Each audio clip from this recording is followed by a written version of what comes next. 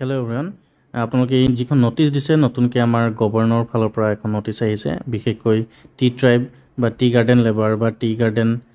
x tea garden labour এনেকুৱা ধৰণৰ notice এখন আহিছে আপোনালোকে দেখা পাইছে নটিচখনত ইয়াত আমাৰ কেইটামান মেনশ্যন কৰিছে tea garden labour tea garden tribe x tea garden labour x tea garden tribe ঠিক আছে চ' ইয়াত কথাটো কৈছে কি আপোনালোকে চাব ইয়াত আগতে আমাৰ কি আছিলে কিছুমানে আমাৰ টি ট্ৰাইবল লিখিছিলে কিছুমান আমাৰ টি ট্ৰাইবল লিখিব বিচৰা নাছিলে এনেকুৱা ধৰণৰ কিছুমান কথা চলি আছিলে গতিকে গভৰ্ণৰ ফালৰ পৰা এনেকুৱা ধৰণৰ নটিচ উলিয়াইছে যে যিকেইজনে টি টাইপ লিখিব বিচাৰে তেওঁলোকে টি টাইপ লিখিব পাৰিব আৰু যিখনে টি টাইপ লিখিব নিবিচাৰে তেওঁলোকে টি টাইপ নিলিখি OBC বা MOBC থাকিব পাৰিব তাৰ মানে হ'ল কথাটো যে দুটাকৈ আমাৰ ডুৱেল কাষ্ট চাৰ্টিফিকেট থাকিব ইয়াত আপোনালোকে দেখা পাইছে ইয়াত ডুৱেল বুলি লিখা আছে ডুৱেল কাষ্ট চাৰ্টিফিকেট বুলি লিখা আছে মানে দুটাকৈ আমাৰ কাষ্ট চাৰ্টিফিকেট থাকিব মানে এখন থাকিব এক্স টি গাৰ্ডেন বা টি গাৰ্ডেন ট্ৰাইব এনেকুৱা ধৰণৰ থাকিব আৰু যিকেইজনে টি ট্ৰাইব বুলি লিখিব নিবিচাৰে তেওঁলোকে OBC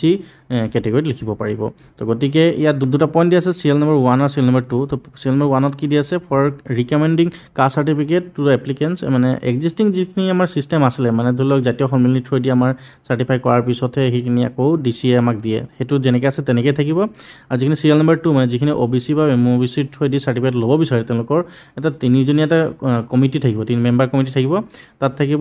representative of the community organisation to be nominated by the honourable guardian minister প্ৰতিখন ডিষ্ট্ৰিক্ট গাৰ্জেন মিনিষ্টাৰ আছে তেওঁলোকৰ থ্ৰুদি আমাৰ এজন নমিনেট কৰিব কমিউনিটিৰ মানে টি ট্ৰাইবৰ থ্ৰুদি কৰিব আৰু লগতে দুগৰাকী আমাৰ ছ'চিয়েল ৱৰ্কাৰ থাকিব নমিনেটেড বাই গাৰ্জেন মিনিষ্টাৰ মুঠতে তিনিজনীয়া কমিটিয়ে ভেৰিফাই কৰিব যে সেই কেণ্ডিডেটগৰাকী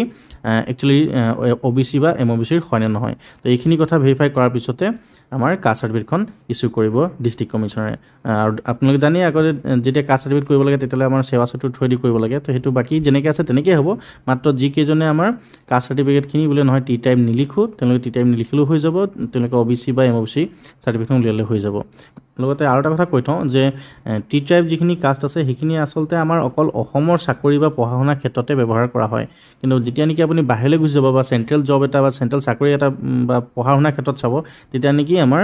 এই যিখন টি ট্ৰাইবৰ কাষ্ট চাৰ্টিফিকেটখন কেতিয়াও কামত নাহে তাত OBC বা MOBC আহিব তাৰ মানে হ'ল এইটোৱেই যে আপোনালোকে দুখনকৈ কাষ্ট চাৰ্টিফিকেট উলিয়াব লাগিব ডুৱেল ইয়াত আমাক কৈছোঁ যে ডুৱেল চাৰ্টিফিকেট ঠিক আছে ডুৱেল কাষ্ট চাৰ্টিফিকেটৰ কথা কোৱা হৈছে চ' এই বস্তুটো আপোনালোকে মনত ৰাখিব গতিকে এইখিনি ইনফৰ্মেশ্যন আছিলে আশা কৰোঁ আপোনালোকে বুজি পাইছে ধন্যবাদ